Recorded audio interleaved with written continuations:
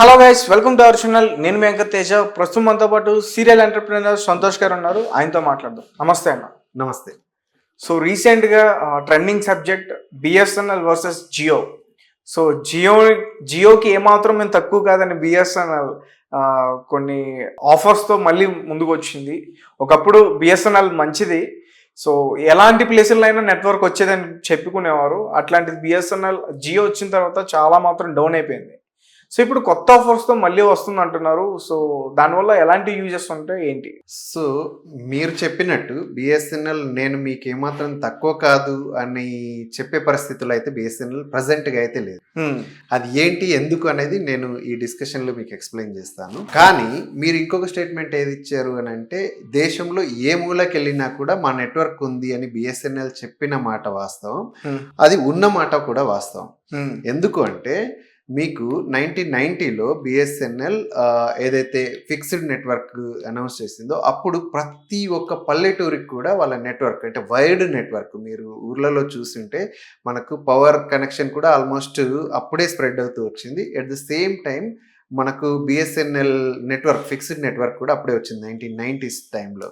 అప్పుడు ఏంటంటే BSNL poles ఊర్లో ప్రతి ఊరికి కూడా ఈ నెట్వర్క్ త్రూ వాళ్ళు ఇచ్చారనమాట. సో అప్పుడు ప్రతి పల్లెట అంటే 1990sలోనే అంటే టెలికమ్యూనికేషన్స్ అంటే తెలియని పరిస్థితుల్లోనే దేశమంతటా నెట్వర్క్ని ఇవ్వగలిగిన కెపాసిటీ బిఎస్ఎన్ఎల్ది. ఆ హిస్టరీ బిఎస్ఎన్ఎల్ది. మన బిఎస్ఎన్ఎల్ హిస్టరీ చూసుకుంటే 150 సంవత్సరాల హిస్టరీ ఉంది. అంటే బ్రిటిష్ కాలంలోనే ఫస్ట్ కోల్కత్తా నుంచి వాళ్ళు టెలిగ్రాఫ్ని ఫస్ట్ టైం సర్వీస్ ఇచ్చి ఆ తర్వాత అంచెలంచెలుగా ఎదుగుతూ వస్తున్న చరిత్ర మన బిఎస్ఎన్ఎల్ది. సో ఇలాంటి బిఎస్ఎన్ఎల్ దేశం అంతటా ప్రతి మారుమూల పల్లెకు కూడా ఇవ్వగలిగే కెపాసిటీని బిల్డ్ చేస్తూ వచ్చింది.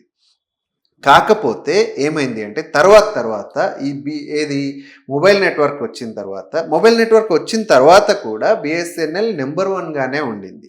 ఎందుకంటే ఫస్ట్ టైం మళ్ళీ ఈ మొబైల్ నెట్వర్క్ని తీసుకొచ్చింది కూడా బిఎస్ఎన్ఎల్ఏ. కానీ తర్వాత వచ్చిన ఎయిర్టెల్ కానీ, ఆ తర్వాత వచ్చిన వోడాఫోన్ కానీ, ఐడియా కానీ, ఆ తర్వాత వచ్చిన జియో కానీ ఈ కొంచెంగా ఏంటి అంటే కంప్లీట్ ఆధిపత్యం చెలాయించడం మొదలుపెట్టిన తర్వాత ప్రస్తుతానికి ఈ బిఎస్ఎన్ఎల్ సబ్స్క్రైబర్స్ పర్సంటేజ్ సైజ్ వచ్చేసి 8%కి పడిపోయింది. దాంతో బిఎస్ఎన్ఎల్ ప్రతి ఏటా 5,000 కోట్ల నష్టాన్ని చవిచూడాల్సిన పరిస్థితి వచ్చింది. ఇది ముందు నుంచి ఉన్న పరిస్థితి కూడా కాదు, రీసెంట్గా లాస్ట్ 10 years నుంచి ఈ పరిస్థితి ఉంది. అంతకుముందు ప్రతి సంవత్సరం కూడా మంచి లాభాలని పొందిన బిఎస్ఎన్ఎల్ ఈ ఏదైతే 4G 5G నెట్వర్క్ వచ్చిందో అప్పటి నుంచి నష్టాలని చవిచూడాల్సిన పరిస్థితి ఏర్పడిందనమాట. సో ఈ పరిస్థితి మరి ఎందుకు వచ్చింది బిఎస్ఎన్ఎల్కి అనే విషయం మనం ఆలోచించాల్సి వస్తే, మీరు ఇప్పుడు ఒక వర్డ్ యూజ్ చేశారు ఆఫర్స్ అని చెప్పేసి. బిఎస్ఎన్ఎల్ ఎప్పుడు ఆఫర్స్ ఇవ్వదు. బిఎస్ఎన్ఎల్ ఏంటి అని అంటే ఏదైనా ఒక డిసిజన్ తీసుకోవాలి అని అంటే ఒక ప్రైస్ డిసైడ్ చేయాల్సి వచ్చినా కానీ, లేదంటే ఆఫర్ డిసైడ్ చేయాల్సి వచ్చినా కానీ ఒక పాలసీ ప్రకారం వెళ్లాల్సి వస్తుంది. బిఎస్ఎన్ఎల్ ఏదైనా డిసిజన్ తీసుకోవాలంటే, ఏదైనా అంటే ప్రైస్ డిసైడ్ చేయాలన్నా, ఆఫర్ డిసైడ్ చేయాలన్నా కూడా వాళ్ళు ఒక పాలసీ ప్రకారం వెళ్లాల్సి వస్తుంది. కానీ మిగిలిన కంపెనీస్ లైక్ జియో కానీ, ఎయిర్టెల్ కానీ వాళ్ళు ఏంటి అని అంటే కస్టమర్స్ని యాక్వైర్ చేసుకోవడానికి, ఇప్పుడు మనం ఒక ఎగ్జాంపుల్ తీసుకుందాం. జియో ఎప్పుడైతే 2016లో వాళ్ళు లాంచ్ చేసినప్పుడు ఏం చేశారు అని అంటే సెప్టెంబర్ నుంచి మార్చ్ దాకా, 2016 సెప్టెంబర్ నుంచి 2017 మార్చ్ దాకా ఆల్మోస్ట్ ప్రతి ఒక్కరికి కూడా ఫ్రీ సర్వీస్ ఇచ్చారు. ఆ ఫ్రీ సర్వీస్ ఇవ్వగలిగే కెపాసిటీ కానీ, అలాంటి ఆఫర్ చేయగలిగే కెపాసిటీ కానీ, ఆ ధైర్యం కానీ బిఎస్ఎన్ఎల్కి ఎప్పుడు ఉండదు. కానీ ఎప్పుడు కంపేర్ చేసినా కూడా బిఎస్ఎన్ఎల్ ప్రైసెస్ చాలా తక్కువగా ఉంటాయి. ఇప్పుడు ఈ మన అంటే ఎవరైతే కస్టమర్స్ ఉన్నారో ఆ ఫ్రీ సర్వీస్ ఏదైతే ఉందో దానికోసం అట్రాక్ట్ అయ్యి అక్కడికి వెళ్ళిపోతారు. అక్కడికి వెళ్ళంగానే ఏంటి అని అంటే వాళ్ళు వన్స్ అది దానికి అడిక్ట్ అవ్వగానే ఏం చేస్తారంటే ప్రైసింగ్ యాక్చువల్ అంటే ఈ 3-4 నెలలు కానీ, లేదంటే ఈ 5-6 నెలలలో వాటిపైన ఇన్వెస్ట్ చేసిన డబ్బులంతా మళ్ళీ వాళ్ళ దగ్గర నుంచే ఈ ప్రైసులు పెంచి, లేదు అంటే వాల్యూ యాడెడ్ సర్వీసెస్ చూపించి అక్కడ నుంచి మళ్ళీ ఆ డబ్బులు వెనక్కి తీసుకునే ప్రయత్నం చేస్తారు. బిఎస్ఎన్ఎల్ అలాంటి జిమ్మిక్లు ఏది చేయదు. అందువల్ల ఏంటి అంటే బిఎస్ఎన్ఎల్లో ఉండడానికి ఈ ప్రజలు అంటే బిఎస్ఎన్ఎల్ ఉండడం ఇష్టపడకపోవడం అని కాదు, ఈ జిమ్మిక్కులు చేసే ఇతర కంపెనీల ఆఫర్స్కి అట్రాక్ట్ అయ్యి అక్కడి నుంచి బిఎస్ఎన్ఎల్ నుంచి పోర్ట్ పెట్టుకొని ఇక్కడికి వచ్చే పరిస్థితులు ఏర్పడ్డాయి. అయితే ఇది ఒకటే రీజన్ కాదు. ఓకే, ఆఫర్స్ పెట్టి బిఎస్ఎన్ఎల్ నుంచి జియో కానీ ఎయిర్టెల్ కానీ పికప్ చేసినాయి అనుకున్నా కూడా అక్కడ బిఎస్ఎన్ఎల్లో ఇంకొక పరిస్థితి ఏంటి అని అంటే కాల్ క్వాలిటీ కానీ అంటే నెట్వర్క్. ఇప్పుడు ఏంటి అని అంటే ఇప్పుడు జియో కానీ ఎయిర్టెల్ కానీ 5G ఆల్రెడీ స్ప్రెడ్ చేసేసి 6G ఆఫర్ చేయడానికి రెడీగా ఉన్నాయి. కానీ బిఎస్ఎన్ఎల్ ఇప్పటికీ కూడా 4G ఇచ్చే పరిస్థితిలో కూడా లేదు. అది ఎందుకు అంటే 4G ఇవ్వగలిగే కెపాసిటీ కావాలంటే వాళ్ళకి కొత్త పరికరాలు అంటే నెట్వర్క్ని డిస్ట్రిబ్యూట్ చేసే పరికరాలు ఏదైతే ఉంటుందో అదంతా కూడా ఇంటర్నేషనల్ సంస్థల నుంచి వాళ్ళు ప్రొక్యూర్ చేసుకోవాల్సిన పరిస్థితి ఉంది.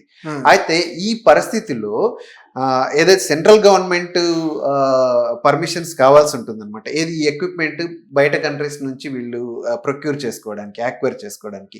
అలాంటి ఏదైతే ఎక్విప్మెంట్ ఉంటుందో ఆ ఎక్విప్మెంట్ ని పర్చేస్ చేసుకోవడానికి సెంట్రల్ గవర్నమెంట్ వీళ్ళకి పర్మిషన్స్ ఇప్పటిదాకా ఇవ్వట్లేదు. పర్మిషన్ వరకు ఫండ్ కూడా ఇవ్వాలా? ఫండ్ గురించి కూడా ఇక్కడ మాట్లాడుకోవాల్సి వస్తుంది.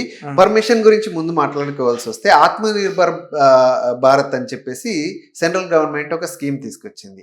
ఆ స్కీమ్ లో భాగంగా ఏంటి అని అంటే మీరు ఏం చేయాలనుకున్నా ఇక్కడే తయారు చేసుకోండి అని ప్రభుత్వ రంగ సంస్థలకి కేంద్ర ప్రభుత్వం చెప్తుంది. అదేవిధంగా ఇప్పుడు జియో కానీ ఎయిర్టెల్ కానీ వాళ్ళు బయట నుంచి తీసుకొచ్చినప్పుడు మీరు బయట నుంచి కాదు, ఇలాంటిది మీరు ఎక్విప్మెంట్ కావాలి అనుకుంటే ఇక్కడనే మీరు ఇండస్ట్రీస్ని నెలకొల్పి ఇక్కడే తయారు చేయండి అని వాళ్ళకు కూడా గైడ్ చేసి ఉంటే ఇక్కడ ఏంటంటే ఏదైనా అలాంటి కంపెనీస్ ఇక్కడే వాటిని సృష్టించగలిగే కంపెనీస్ ఇక్కడే డెవలప్ అయిపోయి ఈవెన్ బిఎస్ఎన్ఎల్ కూడా ఎక్విప్మెంట్ దొరికే అవకాశం ఉండేది. కానీ అలా కాకుండా ఏంటి అని అంటే వాళ్ళకన్నీ పర్మిషన్స్ ఉంది, వాళ్ళు ఎక్కడి నుంచైనా అక్వైర్ చేసుకోవచ్చు, జియో కానీ ఎయిర్టెల్ కానీ మిగిలిన కంపెనీస్. కానీ బిఎస్ఎన్ఎల్ మాత్రం అది లోకల్గానే వాళ్ళు పర్చేస్ చేసుకోవాలి. వాటికి ఇంకా ఏది సెంట్రల్ గవర్నమెంట్ నుంచి పర్మిషన్ లేదు. దాని కారణంగా ఏంటి అంటే వాళ్ళు 4G సర్వీస్ని ఆఫర్ చేసే పరిస్థితుల్లో లేరు. ఇప్పుడు వాళ్ళ దగ్గర ఉన్న ఎక్విప్మెంట్తో కేవలం ఏంటి అని అంటే మెట్రో సిటీస్లో మాత్రమే ఇవ్వగలిగే పరిస్థితిలో ఉన్నారు. దాంట్లో భాగంగా ఇప్పుడు ఏం చేసిందంటే రీసెంట్గా 1 month బ్యాక్ ఎప్పుడైతే జియో వాళ్ళ సర్వీసెస్ ఛార్జెస్ పెంచారో అప్పుడు టాటా కంపెనీ బిఎస్ఎన్ఎల్కి ఒక ఆఫర్ చేసింది. మీరు 4G ఏదైతే సర్వీస్ని ఇవ్వాలనుకుంటున్నారో దానికి మీకు కావాల్సిన సపోర్ట్ ఏదైతే కావాల్సిందో మేము మీకు ఆ సపోర్ట్ ఇస్తామని చెప్పేసి చేతులు కలిపింది.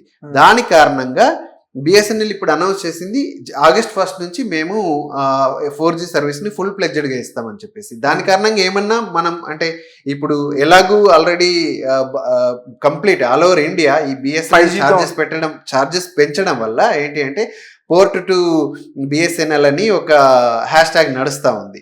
సో దానివల్ల ఏంటి అని అంటే ప్రజలంతా కూడా బిఎస్ఎన్ఎల్ వైపు చూసే ప్రయత్నం చేస్తున్నారు.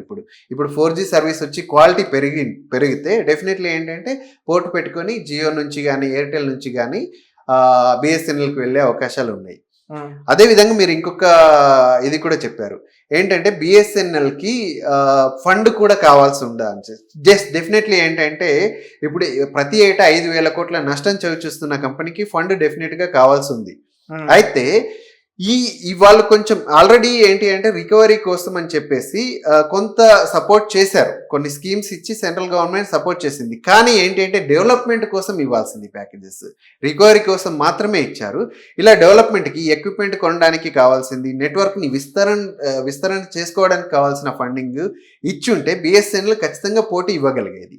కానీ ఆ పరిస్థితిని సమకూర్చకపోవడం వల్ల ఏమవుతుంది అంటే బిఎస్ఎన్ఎల్ వెనుకబడిపోతా ఉంది. 8%కి పడిపోయింది అని అంటే ఇది ఖచ్చితంగా మనం ఫోకస్ చేయాల్సిన అంశం. ఎందుకంటే బిఎస్ఎన్ఎల్ ఇప్పుడు ఎక్కడైనా ఏ గవర్నమెంట్లోనైనా ఏ దేశంలోనైనా కూడా మోనోపోలీ అనేది ఉండకూడదు. ఇప్పుడు ఏంటంటే జియో సర్వీసు మోర్ దాన్ 50% మార్కెట్ని యాక్వైర్ చేసుకుని ఉంది. రేపు ప్రొద్దున జియో సర్వీస్లో ఏదైనా వాళ్ళు ఇప్పుడు చూడండి 20% వాళ్ళ సర్వీస్ ఛార్జ్ రీసెంట్గా 1 month బ్యాక్ పెంచారు. వాళ్ళు పెంచంగానే విత్ ఇన్ అవర్స్ టైంలో ఎయిర్టెల్ అండ్ వోడాఫోన్ కూడా పెంచేసాయి వాళ్ళ ఛార్జెస్ని. సో ఇప్పుడు ఏంటి అంటే మార్కెట్లో ఒక ప్రైస్ని, ఒక సర్వీస్ ప్రైస్ని, ఆ సర్వీస్ క్వాలిటీని ఒక మోనోపోలీ సంస్థ డిసైడ్ చేసే పరిస్థితిలో ఉంది అంటే దాన్ని గవర్నమెంట్ కంట్రోల్ చేసే పరిస్థితిలో లేదు అని అంటే అది ఎక్కడికైనా దారి తీయొచ్చు. అంటే రేపు పొద్దున్న టెలికాం ఈ రోజు మనం ఏంటి అంటే ప్రతి 3 పూటల తినడం ఎంత అవసరమో మన ఫోన్లో డేటా ఉండడం అవసరం, మన ఫోన్లో నెట్వర్క్ ఉండడం అంత అవును. అవసరంగా ఉంది. ఇలాంటి పరిస్థితుల్లో ఉమ్, ఈ మోనోపోలీ సంస్థలు ఈ కంప్లీట్ అంటే టెలికమ్యూనికేషన్ సమాచార వ్యవస్థని పూర్తిగా వాళ్ళ కంట్రోల్లోకి తీసుకుంటే రేపు ప్రొద్దున ఒక వినాశకరమైన పరిస్థితి ఏర్పడే అవకాశం ఉంది. ఎందుకంటే మేము ఈ సర్వీస్ ఈ రోజు వాళ్ళు 20% పెంచారు, రేపు 100% పెంచుతారు. ఫర్ ఎగ్జాంపుల్ పెంచితే అప్పుడు 50% మోర్ దెన్ 50% సబ్స్క్రైబర్ వాళ్ళ దగ్గర ఉన్నప్పుడు, అంటే ఈ రోజు నేను 500 రూపీస్ స్పెండ్ చేస్తేనే నా నెల అంతా గడుస్తుంది, అంటే నా సమాచారం నా చేతుల్లో ఉంటుంది అని అనుకున్నప్పుడు అది 1000 అయింది అనుకోండి, నా పరిస్థితి ఎలా ఉంటుంది డబుల్ అయినప్పుడు. ఉమ్. సో అలాంటి పరిస్థితి వస్తే ఇదంతా కంట్రోల్ చేయడం ఇంకా చాలా కష్టం అవుతుంది. ఇలాంటి పరిస్థితుల్లో ఏంటి అంటే ఈ మోనోపోలీ వ్యవస్థ రాకుండా ఉండడం కోసం ప్రభుత్వ రంగ సంస్థలు ఏవైతే బిఎస్ఎన్ఎల్ లాంటివి ఉన్నాయో వాటిని కాపాడుకోవాల్సిన అవసరం ప్రభుత్వానికి, ప్రభుత్వం ద్వారా ప్రజలకి ఎంతైనా అవసరం ఉంది. ఓకే అన్న, thank you so much. Thank you very much.